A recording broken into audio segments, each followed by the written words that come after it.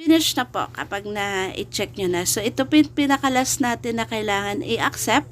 Then, okay na. I don't think so. No, no, no, no. I don't think so. Classmate, welcome to my YouTube channel, Dailin Vlog. And sa mga bago nga po na padaan, share ako ng mga simple YouTube tips, Facebook tips, and simple editing na I hope makatulong din po kung nagsisimula ka nga lang po sa inyong mga account. Okay? So, for this video, share ko lang sa inyo. Classmate, kapag nandito na tayo sa mga Google Chrome natin or kung anong browser po yung gamit niyo, type nyo lang po www.youtube.com. Okay? And then, yan. So, i-allow nyo lang po yan.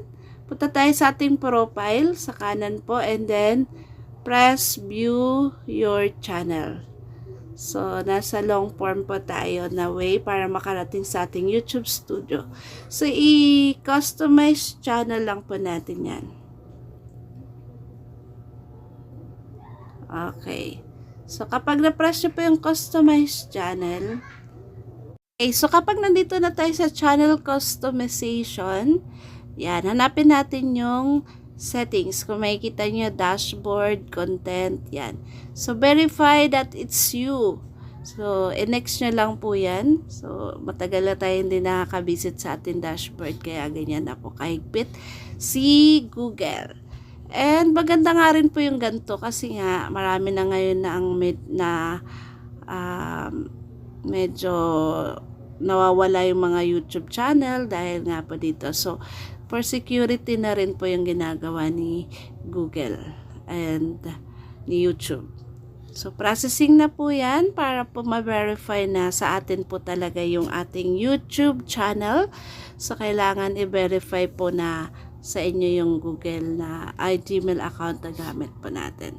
So, antayin lang po natin na ma-process yan. Then, para po proceed tayo dun sa ating pag-accept ng ating mga updated terms and conditions na bagong update nga po ni YouTube.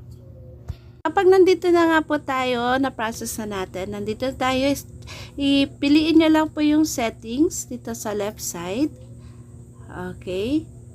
So, yung settings po natin dyan, magkakasunod lang po yan. So, kapag gusto nyo ng widescreen, i-rotate nyo lang po yung phone. Dapat nakahiga yan.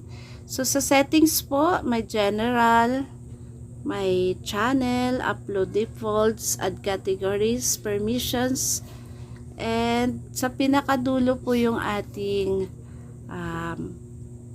may community moderation, and sa agreements po tayo. Pindutin nyo po yung agreements, and dyan nyo po mabuview yung mga natin. Ayan.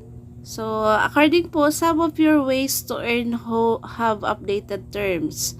So, kailangan po natin yan. Effective from February 1st, 2027, review and accept to continue earning from them. So, ito po yung kailangan natin i-view view agreement, yung commerce product addendum.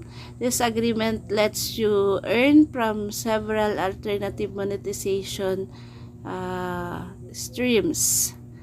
Yan. So, kapag pinras nyo po yan, isa-isa po natin kailangan i-view agreement po yan. So, YouTube Partner Program based terms. Yan. This agreement applies to your participation in the YouTube Partner Program. So, kailangan din natin i-view yan. And YouTube Partner Program Shorts Monetization Module. Ayan yung current natin. So, monetize na rin po tayo dyan. So, this agreement lets you earn from ads and YouTube Premium and Short Speed. So, meron na rin tayo yan. YouTube Partner Program Watch Page Monetization Module. Yan. So, kailangan din natin i-view yung agreement dyan. This agreement lets you earn from ads and YouTube Premium. So, and last po natin yung affiliates natin program. So, yan. So, kailangan natin i-view yung updated terms according dito. Review our updated terms. So, what's changing? We're updating the following terms to ensure that the ways that you earn evolve alongside the platform. To keep earning without interruption, please review and accept the new terms by 31st of January 2027. So, kailangan po mabilis lang yung panahon. Kailangan ngayon pa lang pag nakita nyo na, i-accept nyo na agad dahil madedemonetize, so mawawala yung earning natin. So, back to zero tayo. So, i-continue lang po natin yan. So, isa-isa yung nabanggit ko kanina, yung watch page monetization module. So, scroll up nyo lang po yan. And sa pinaka-ilalim, meron tayong kailangan i-check. So, yan. Kung mapapansin nyo po, pinaka-ilalim. So, this watch page monetization module is made under incorporated. Yan, lahat po yan nandiyan. So, mababasa nyo. Pwede nyo pong basahin muna para po meron din tayong idea sa mga gantong earnings natin. So, yan. Since binasa-basa ko na rin yan po, check ko na I accept the watch page terms. So, yan. I-click nyo lang po, then accept and continue. So, next naman po tayo doon sa nabanggit natin kanina sa shorts monetization module. So, same lang po dun sa ginawa natin sa una. Yan, scroll up nyo lang po and then sa baba, check, accept the terms. I accept the short speed terms. Yan, so again, click nyo lang po yung box, then accept and continue. Yan, so next, yung nabanggit ko po kanina, yung commerce product module. So, yan. So, mga additional earnings natin yan.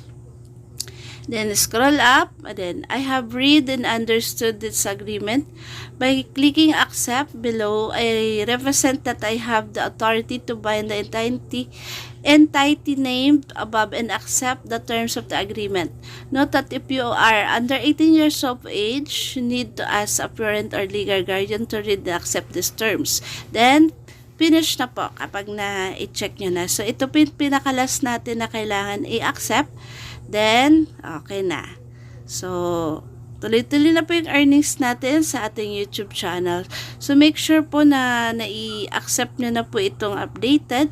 Dahil kung hindi nga po, magbaback to zero tayo and mawawala po yung earnings po natin kapag hindi natin or lumagpas po tayo dun sa binigay na palugit po para sa pag-accept or ng terms and condition.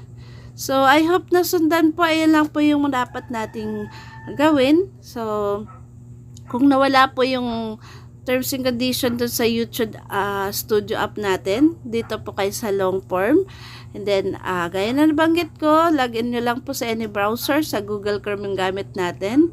And type nyo lang po www.youtube.com. Then, yung nabanggit ko kanina, and mapupunta kayo dito sa channel customization po ninyo.